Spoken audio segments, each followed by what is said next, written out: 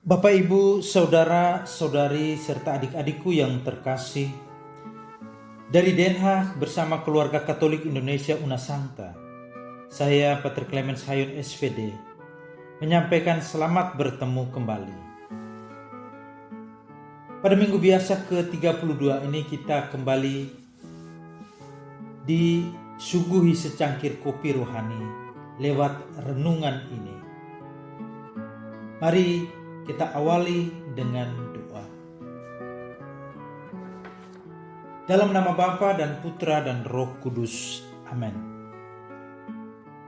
Allah Bapa yang Maha Baik, curahilah kami dengan kebijaksanaan ilahi-Mu, agar kami dapat bertindak bijaksana dalam hidup kami, serta senantiasa bersiap siaga, menantikan kedatangan Putra-Mu, Sang Mempelai Agung kami. Kobarkan semangat dalam hati kami untuk mendengarkan firman kehidupan yang menjadi sulu, lampu, terang bagi hidup kami, kini dan sepanjang masa. Amin.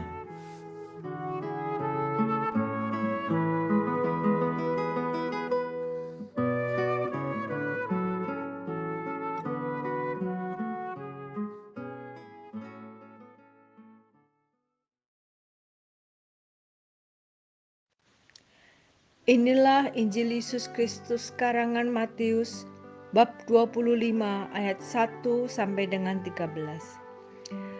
Gadis-gadis yang bijaksana dan gadis-gadis yang bodoh. Pada waktu itu, hal kerajaan surga seumpama 10 gadis yang mengambil pelitanya dan pergi menyongsong mempelai laki-laki. 5 di antaranya bodoh dan 5 bijaksana. Gadis-gadis yang bodoh itu membawa pelitanya, tetapi tidak membawa minyak.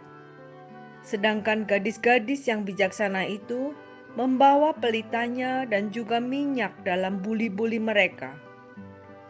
Tetapi karena mempelai itu lama tidak datang-datang juga, mengantuklah mereka semua lalu tertidur. Waktu tengah malam terdengarlah suara orang berseru, "Mempelai datang, songsonglah dia." Gadis-gadis itu pun bangun semuanya, lalu membereskan pelita mereka. Gadis-gadis yang bodoh berkata kepada gadis-gadis yang bijaksana, "Berikanlah kami sedikit dari minyakmu itu, sebab pelita kami hampir padam."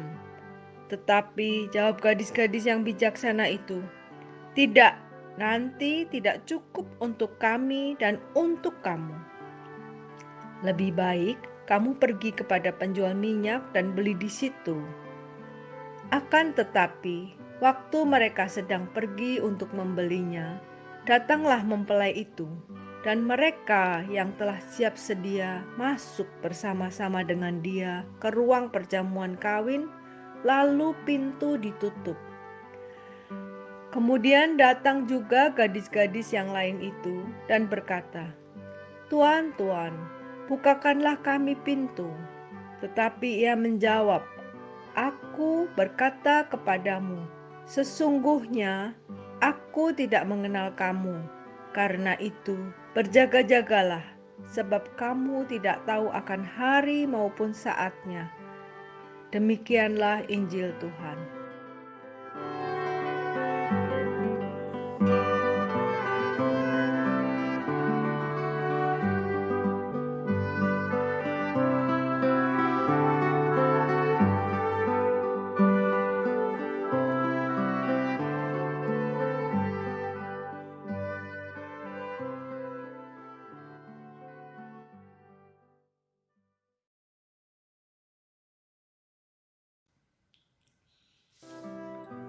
Bapak, Ibu, Saudara dan Saudari serta adik-adikku yang terkasih dalam Kristus.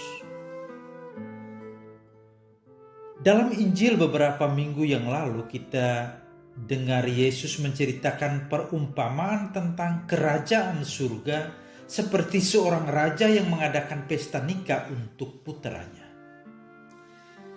Dalam Injil tadi kita dengar Yesus menceritakan lagi sebuah perumpamaan tentang kerajaan surga seumpama 10 gadis yang mengambil pelitanya dan pergi menyongsong mempelai laki-laki. Kedua perumpamaan ini berhubungan dengan pesta nikah. Yang menarik yakni bahwa ada orang yang tidak diizinkan untuk menghadiri pesta itu. Dalam perumpamaan 4 minggu lalu, ada seorang tamu yang tidak mengenakan pakaian pesta dan dia dikeluarkan dari tempat pesta. Bahkan kaki dan tangannya diikat dan dibuang dalam kegelapan yang paling gelap, di mana ada tangisan dan kertak gigi. Sementara dalam Injil tadi, kelima gadis yang karena kesalahannya sendiri terlambat datang ketika mereka sedang pergi membeli minyak, pintu ditutup. Mereka meminta tapi tidak diizinkan, malah mendapat jawaban bahwa mereka tidak dikenal. Aku tidak mengenal kamu. Mendengar nasib seorang pria yang dikeluarkan dari tempat pesta dan kelima gadis yang tidak dibukakan pintu untuk ikut pesta nikah, barangkali kita berpikir hal itu tidak akan terjadi pada saya karena saya sedang siap siaga. Ketika saya diminta untuk melakukan apa yang diharapkan dari saya pasti tidak akan melakukan seperti pria dalam perumpamaan pertama yang tidak mengenakan pakaian pesta yang pantas.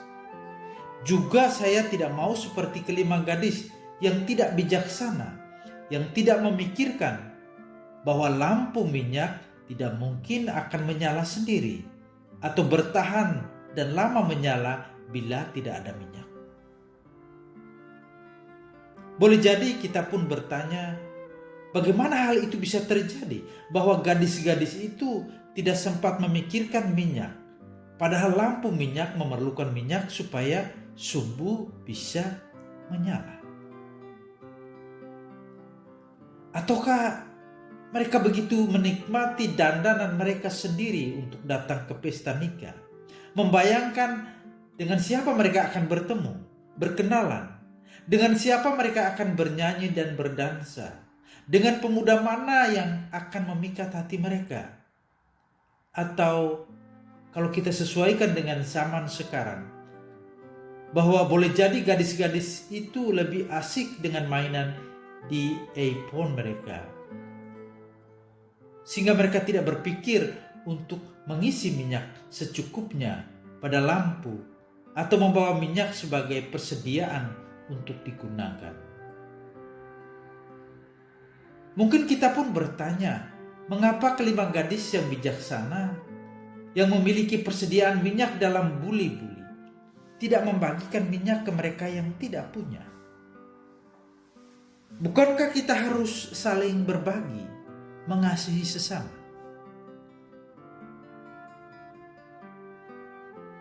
Mengapa kelima gadis yang terlambat datang tidak mendapat belas kasihan?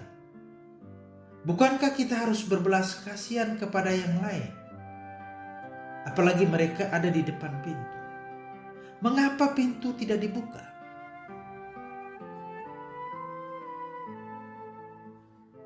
Saudara-saudariku, apapun alasan yang dikemukakan, satu hal yang perlu disadari bahwa mengambil bagian dalam pesta kerajaan surga bukan seperti mengambil bagian dalam pesta hiburan pasar raya, di mana Anda dapat menikmati semua atraksi sesuka hati kapan Anda mau. Perlu disadari, ini saatnya, waktunya sudah selesai, berakhir, usai, habis. Maka perlu komitmen pribadi yang bijaksana, harus melakukan sesuatu sepenuh hati untuk itu.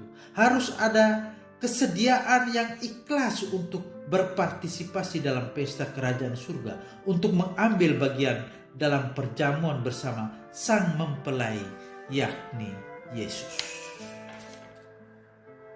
Untuk itu, apa yang patut kita lakukan? Maukah kita seperti kelima gadis yang bijaksana, Atau kita pingin seperti kelima yang lain yang kurang bijaksana, atau dalam bahasa Injil tadi, yang bodoh? Apa yang perlu kita buat supaya lampu kita menyala? Lampu untuk menyalakan terang kasih, keadilan, dan damai. Sanggupkah kita membawa terang ke dalam kegelapan hidup sesama kita yang membutuhkannya? Membawa terang ke dalam kehidupan keluarga, komunitas, gereja, dan masyarakat kita. Berjaga-jagalah, sebab kamu tidak tahu akan hari maupun akan saatnya, kata Yesus dalam Injil tadi.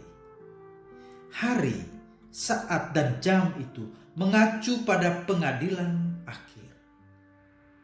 Tahun liturgi gereja hampir berakhir, dan selama periode ini, setiap tahun perhatian kita diarahkan pada penghakiman akhir dan kehidupan baru setelah kehidupan kita di dunia ini berakhir. Apa yang telah kita lakukan untuk hal ini? Sudahkah kita hidup sesuai ajaran dan perbuatan Yesus? Allah adalah kasih, kata Yesus. Dan Dia adalah Bapa kita semua. Yesus pun mengajar kita bahwa Allah juga adalah hakim yang adil, yang dengan adil mengadili kita. Apa dasar pengadilan? Yesus mengingatkan kita untuk bersiap siaga, untuk tetap waspada. Juga kita harus ikut serta, berpartisipasi, ikut ambil bagian membangun kerajaan cinta, kerajaan damai, kerajaan sukacitanya. Itulah dasar pengadilan. Saudara dan saudari, kita tidak sendirian dalam hal ini. Yesus selalu ada bersama kita. Barang siapa bangun pagi-pagi demi kebijaksanaan, tak perlu bersusah payah mencarinya, sebab dia akan menemukan kebijaksanaan duduk di depan pintu, kata penulis kitab kebijaksanaan. Dan bagi kita orang Kristen, hikmat dan kebijaksanaan itu adalah Yesus, karena Dia adalah jalan, kebenaran, dan hidup. Apakah kita sungguh menjadikan Dia sebagai jalan, sebagai kebenaran, dan hidup kita untuk masuk dalam perjamuan nikah abadi bersamanya?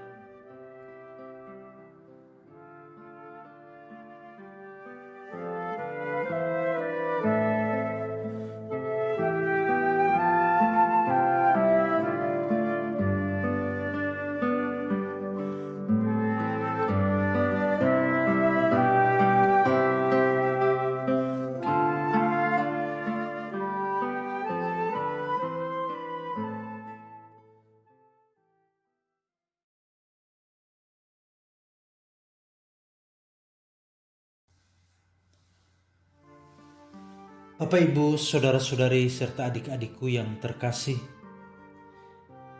berjaga-jagalah berarti hidup dengan mata, telinga, dan hati yang terbuka dan menjaga lampu iman, harapan, dan kasih tetap menyala sampai kita melihat cahaya sejati.